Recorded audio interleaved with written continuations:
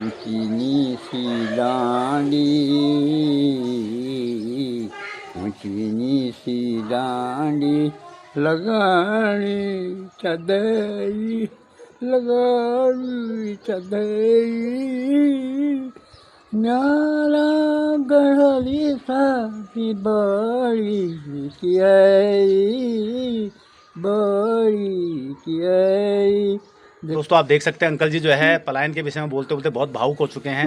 लगता है कि अंकल जी को अपनी बचपन की यादें फिर से एक बार ताज़ा हो गई हैं। तो अंकल जी हम आपका दर्द समझ सकते हैं। देखिए आप स्पष्ट देख सकते हैं दोस्तों कि वास्तव में पलायन क्या है। इस पर जो है अंकल जी इतने भावुक हो चुके हैं।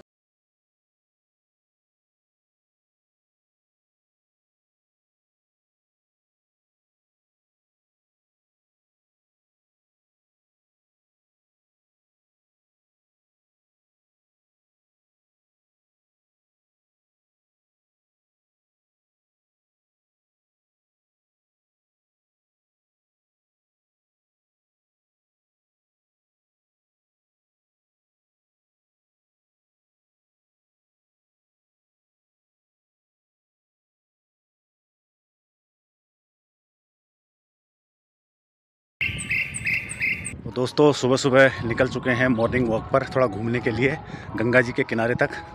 और सुबह का जो मौसम होता है बहुत ही सुहावना और खुशनुमा होता है दोस्तों। तो आज छुट्टी का दिन था तो हमने कहा चलो थोड़ा घूम के आया जाए और आपको भी यहाँ का खूबसूरत नज़ारा गंगा किनारे का दिखाया जाए दोस्तों। और आज हल्के फुल्के बादल भी लगे हुए हैं और ठंडी ठंडी सुबह हवा भी चल रही है। तो मैंने कहा चलो ज़रा घूम के आते हैं और आपको दिखाता हूँ यहाँ का खूबसूरत नज़ारा कांगड़ी का। मेरे साथ बने रहिए ब्लॉग में।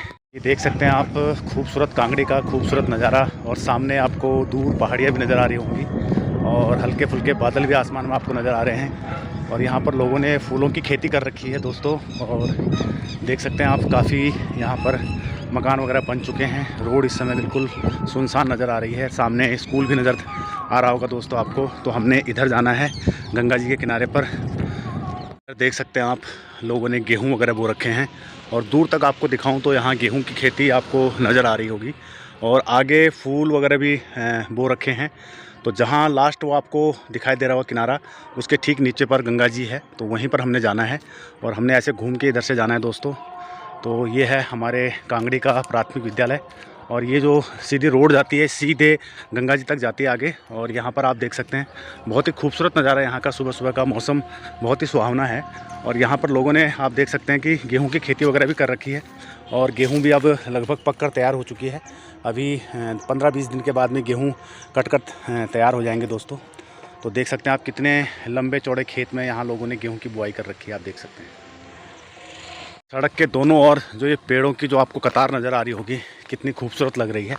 लगातार लाइन से बिल्कुल आपको पेड़ नज़र आ रहे होंगे और ये बीच में सड़क है। इस ओर भी पेड़ आपको दिखाई दे रहे होंगे किनारे किनारे पर और इस ओर भी पेड़ जो हैं किनारे किनारे पर नज़र आ रहे होंगे दोस्तों। तो बहुत ही खूबसूरत यहाँ का दृश्य आपके सामने लेकर आया हूँ।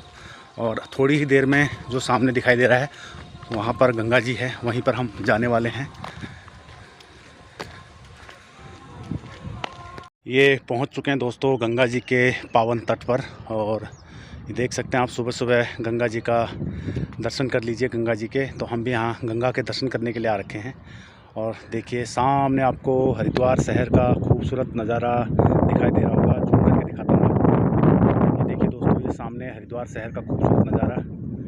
ये वाला एरिया कनखल वाला एरिया आपको नज़र आ रहा होगा सामने। ये पूरा कनखल क्षेत्र है। और ये देख सकते हैं आप गंगा जी कितनी निर्मल कितनी शुद्ध अविरल धारा इसकी बह रही है। ये देखिए सुबह सुबह का खूबसूरत नज़ारा गंगा जी का।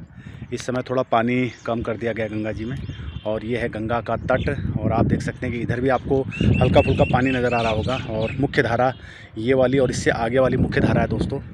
तो ये देखिए कितना खूबसूरत सुबह सुबह का दृश्य यहाँ गंगा जी का होता है। और यहाँ पर कुछ पत्थर वगैरह इकट्ठे कर रखे हैं मकान वगैरह बनाने के लिए, किनारे पर लगा रखे हैं इधर। और यहाँ पर ये बिल्कुल गंगा तट पर आप देख सकते हैं बहुत सारे आश्रम भी आपको नज़र आ रहे होंगे। ये देखिए पूरा आश्रम वगैरह बना लिए हैं लोगों ने। और सुबह सुबह लोग यहाँ घूमने के लिए भी आते हैं गंगा जी के तट पर। बहुत ही सुंदर और बहुत ही खूबसूरत हवा यहाँ चल रही है दोस्तों इस समय। ये देखिए और वो जो गंगा जी के पार आपको दिखाई दे रहा होगा उधर, हल्का सा आपको जूम करके फिर दिखाता हूँ मैं, तो वो पुरानी गुरुकुल कांगड़ी है जो कि मैं अक्सर आपको अपने ब्लॉग के माध्यम से दिखाते रहता हूँ दोस्तों। तो ये पुरानी गुरुकुल कांगड़ी हुआ करती थी, और अब जो गुरुकुल कांगड़ी बनी है वो आगे कनखल से आगे बन के तैयार हो चुकी है दोस्तों। तो ये देखिए, ये पुरानी गुरुकुल कांगड़ी हुआ करती थी, यानी कि जो आश्रम पद्धति के द्वारा जो शिक्षा प्रदान की जाती थी वो यहीं की जाती थी दोस्तों। तो दोस्तों पूरी कांगड़ी का भ्रमण करके और सुबह सुबह मॉर्निंग वॉक भी हो गई है। तो अभी हम यहाँ अंकल जी के घर पे आ रखे हैं। तो हमने सोचा कि चलो आज ज़रा अंकल जी से बात की जाए। तो बड़ा सौभाग्य है हमारा कि बड़े बुज़ुर्गों के साथ बैठना होता है। तो आज ऐसे ही छुट्टी का दिन था तो अंकल जी मिल गए, तो हमने कहा चलो थोड़ा अंकल जी से बात की जाए। तो अंकल जी से थोड़ी बहुत बातें करते हैं दोस्तों, तो वो आपको साझा करेंगे क्या बातें हमारे बीच में होती हैं। तो बने रहिए मेरे ब्लॉग में। नमस्कार जी। और ठीक हो अंकल जी? बहुत बढ़िया साहब। तो अंकल जी सबसे पहले तो अपना नाम बता दीजिए। मेरा नाम तो खुशहाल सिंह है जी। खुशहाल सिंह नेगी जी। तो आप पहले सरकारी डिपार्टमेंट में थे? हाँ, BDPN में है जी। अच्छा अच्छा। तो रिटायरमेंट हुए कितने साल हो रखे हैं? 14 हो गए। 14 साल हो गए। तो अंकल जी एक चीज़ बताओ आप कि आप उत्तराखंड से बिलोंग करते हो, पौड़ी से बिलोंग करते हो। पौड़ी हम। तो मैं ये जानना चाह रहा था कि आज मैं खुद देख रहा हूँ कि हमारे उत्तराखंड के अंदर ना बहुत ज़्यादा पलायन हो चुका है, गांव पूरे खाली हो चुके हैं। और जो थोड़े बहुत गांव के अंदर लोग रह भी गए हैं तो उनका भी अब जो है गांव में रहने का मन नहीं है। क्यों? इसका तो आप मुख्य कारण क्या मानते हैं कि मतलब जो लोग थोड़े बहुत बचे हुए हैं वो भी जो है गाँव को छोड़ने को तैयार हो रखे हैं, तो इसका मुख्य कारण आप पलायन का मुख्य कारण क्या है गाँव के अंदर? रोजगार है पहला, अब मेडिकल है। रोजगार और मेडिकल के कोई बीमार होता है, उल्टी दस्तक जिसको हो जाते हैं, हार्ट का कोई परेशानी नहीं है तो वो मरेगा बेचारा, वो तो कोई इलाज नहीं होता। 2 मिनट तो हम कितनी मतलब हम गाड़ी की व्यवस्था हो भी जाए दूर दूर तक भी, तो भी तब तो 2 मिनट के समान 5 मिनट के सिवा ज़्यादा टाइम तो मृत्यु होनी उसकी। तो अंकल जी आप ये कहना चाह रहे हैं कि जो गांव से जो पलायन का मुख्य कारण है वो रोजगार और शिक्षा भी एक शिक्षा भी है। हाँ, और स्वास्थ्य। तो मेरा कहने का मतलब ये है कि सारे जितने भी लोग उत्तराखंड से आज से 10 या 20 साल पहले जब उत्तराखंड बना था तो उसके बाद जो है बहुत ज्यादा पलायन, और सबसे ज्यादा पलायन पौड़ी में हुआ है। आप मानते हो इस बात को? तो और पौड़ी लगभग सारे गांव खाली हो चुके हैं। तो ऐसा नहीं हो सकता कि सभी लोग जो है एक बार फिर से जो है एक मुहिम चलाई जाए कि लोग पलायन को कैसे रोका जाए? तो इसके लिए आप मतलब क्या क्या सुझाव देना चाहते हैं? ये ध्यान आ रहा है, मैं अपने दिमाग से सोच रहा हूँ ये कहावत है, ऊंची सी डांडी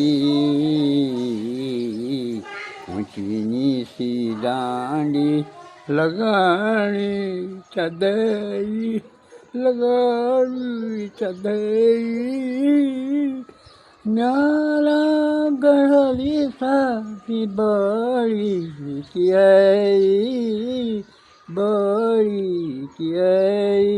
देखो इसका मतलब ये है कि वो जो हमारी बहन भी हो सकती है, माँ भी हो सकती है, दीदी जेठा भी हो सकती हैं, वो परेशान हैं, वो दुखी हैं कि तुम कहाँ हो क्या हो। तो ये बहुत बड़ी कठिनाई है। बहुत दोस्तों आप देख सकते हैं अंकल जी जो है पलायन के विषय में बोलते बोलते बहुत भावुक हो चुके हैं। लगता है कि अंकल जी को अपनी बचपन की यादें फिर से एक बार ताज़ा हो गई हैं। तो अंकल जी हम आपका दर्द समझ सकते हैं। देखिए आप स्पष्ट देख सकते हैं दोस्तों कि वास्तव में पलायन क्या है। इस पर जो है अंकल जी इतने भावुक हो चुके हैं। तो अंकल जी ने अपनी व्यथा बताई, बचपन को याद आ गया अंकल जी आपको है। अच्छा अंकल जी, अगर आपको एक बार फिर से जो है मौका मिले फिर से पहाड़ जाने का तो आप जाना चाहेंगे? वही स्वास्थ्य की परेशानी स्वास्थ्य गड़बड़ है, पता नहीं चलता दूर से में क्या हो जाए क्या नहीं, ये थोड़ा ये है और कोई। तो अंकल जी काफ़ी जो है आपकी पुरानी यादें जुड़ी हुई हैं गाँव से, पहाड़ों से काफ़ी पुरानी यादें जुड़ी हुई हैं। वैसे तो जाते रहते होंगे आप अक्सर? जी। देखो झिलमुड़ा खापुर बेड तिमला स्कूल में जब जाना था सुबह के टाइम जाते थे तो ये कमीज से पहरे हुए थे, ये पैंट निकली हुई थी, रपम चलते रहते थे। और शाम को स्कूल में दिन भर के वापस आना घर में, कलर रोटी खानी, और कहीं ऊपर से नीचे किसी गाँव में वो लग रही थी ककड़ी पकड़ी लगे तो वहाँ घूम घाम के वहाँ जाना। पहले अपने 10-10 किलोमीटर 5-5 2-2 किलोमीटर 3-3 किलोमीटर दूर से कोई टाइम पर दिक्कत नहीं थी। जी। और वो खाते थे क्या ये हम शिमला बेड़ू मतलब लोगों गाँव में ना, तो अब वो भी चिंता नहीं होती थी कि हम लोग कहाँ से कहाँ जा रहे हैं।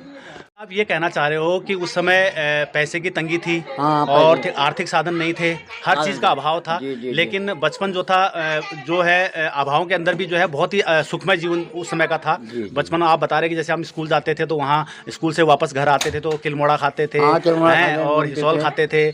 लेकिन अब जो है हाँ अब लेकिन अंकल जी मैं खुद अभी गाँव से बिलोंग करता हूँ, मैं अभी थोड़े दिन पहले गाँव से आया हूँ। जी, तो जी। मैंने देखा कि वास्तव में अब की जो पीढ़ी है हमारी, वर्तमान जो पीढ़ी है, उनका भी बिल्कुल जो है पहाड़ों की तरफ रुझान नहीं है। जी। उसका मुख्य कारण आप जैसे बोल ही रहे हैं कि बेरोजगारी है, जी, जी, शिक्षा जी, का अभाव जी, है, जी, जी। और वहाँ सड़कों का बदहाल है। जी। तो कहते हैं कि अब मैं देख रहा हूँ कि गांव के अंदर सड़कें बन चुकी हैं बहुत ज़्यादा। जी, तो जी। कहते हैं कि जिस समय लोग थे उस समय सड़कें नहीं थी, लेकिन जी। अब वहाँ सड़कें आ चुकी हैं तो लोग पब्लिक नहीं है। नहीं, जी, तो जी। ये सबसे मेन सुविधा है। तो इसके लिए जो है आप देखते हैं कि हर साल इतने चुनाव होते हैं, एक से एक वादे होते हैं कि जी, उत्तराखंड तो बने हुए आज इतने साल हो चुके, लेकिन अभी तक वहाँ इस प्रकार का कोई विकास नहीं हुआ है। मैं देख रहा हूँ कि कुमाऊँ तो सारा बस गया है हल्द्वानी रुद्रपुर में, हाँ। और गढ़वाल सारा बस गया है हरिद्वार और देहरादून में, और गाँव हो गए पूरे खाली। पौड़ी के अंदर तो सबसे ज़्यादा पलायन हो रहा है अंकल जी, आप यकीन नहीं मानेंगे। जब से उत्तराखंड अलग हुआ तो पौड़ी के अंदर बहुत ज़्यादा पलायन हुआ है। मानते हो इस बात को? तो अंकल जी एक बार कोई ऐसा कोई गीत सुना दीजिए जिससे कि जो हमारे देखने वाले दर्शक हैं, जितने भी यूट्यूबर के हमारे व्यूअर्स हैं, उनको जो है एक बार से पुनः जो है अपने गांव की याद ताज़ा हो जाए। तो कोई ऐसा गीत आपके जहन में आ रहा हो तो ज़रूर सुनाइए। मैंने बोला था मैंने कि पहले कि देखो कि सच में तो ये है कि पुरानी बातें याद आती हैं, उनसे वो याद कर रहा हूँ। और दुखी तो है ये संसार, दुखी है सब। आपने बोला कि भाई सारा प्लान हो गया है, सड़कें चली गई, ये चली गई, लेकिन जब वहाँ कोई है ही नहीं तो सड़कें बनाने से क्या फायदा हुआ है? लेकिन मैं तो ये कह रहा हूँ कि कोई प्लान के ऊपर अगर कोई अच्छा सा कोई गीत याद हो आपको, जिससे कि मतलब एक बार से पुनः हमारी यादें ताज़ा हो जाएं, जो जितने भी हमारे देखने वाले लोग हैं, आज की जो पीढ़ी है, उनको एक बार फिर से पहाड़ का दर्द क्या पता वो झलक जाए, तो दोबारा से जो है फिर हमारे पहाड़ आबाद हो जाए। तो इस प्रकार कोई गाना अगर आपको ध्यान में आता है तो ज़रा ज़रूर सुनाइए। देखो मुझे बहुत, मैं बचपन में पहाड़ में रहा हूँ, और पहाड़ की मैंने बहुत, जब मैं छोटा था तो मैं गाने सुनने के लिए लखनऊ से जब आज से 5-6 बजे करीब ये प्रोग्राम आते थे, गढ़वाल गीत तो कुमाऊँ गीत, आकाशवाणी में। हाँ आकाशवाणी, तब मैं उनको सुनने के लिए आता हूँ। तो बहुत मशहूर थे, बहुत पुराने हमारे कलाकार थे। गोपाल बाबू गोस्वामी, उमापति, कितने लोग महान थे वो बेचारे का आज में याद है। लेकिन सबसे पहले मुझे ये याद है वो ये पहाड़ा बासनी न्यारा पराण, ये पहाड़ा बासनी न्यारा पराण, जोत मेरी जन्म भूमि महान, जोत मेरी जन्म भूमि महान, ऊंचा ऊंचा दानायक निसी निसी घाटी, ऊंचा ऊंचा दानायक निसी निसी घाटी, यो भूमि बिल्कुल है स्वर्ग समान, यो मेरी जन्म भूमि महान, यो मेरी जन्म भूमि महान। वाह अंकल जी, वाह, मज़ा आ गया। बहुत अच्छा, बहुत अच्छा है। तो ये अंकल जी की सुंदर सी नातनी है, इसका नाम है आराध्या। अरे वाह आराध्या, हेलो हेलो कर, हेलो कर, हेलो। तो अंकल जी नातनी आपकी है? हाँ जी, हाँ जी। अच्छा, नाम क्या है इसका? आराध्या। आराध्या, अरे हंसती भी है ये तो। हंसती भी है। इसके बाल देखो, बाल क्रूर सिंह जैसे बाल है इसके। तुम देखो भगवान की कितने आसना के वो हंस रही है। हाँ हंस रही है, देखो। हाँ यही तो। अरे ले ले ले ले, अरे ले ले ले ले, चमत्कार है बाबू। हाँ तो इस पर भी कोई गाना हो जाए। हाँ तुझे सूरज कहूँ या चंदा, तुझे सूरज नींद आ रही है उसको, नींद। नींद आ नींद आ रही है उसको। अच्छा धन्यवाद जी। धन्यवाद।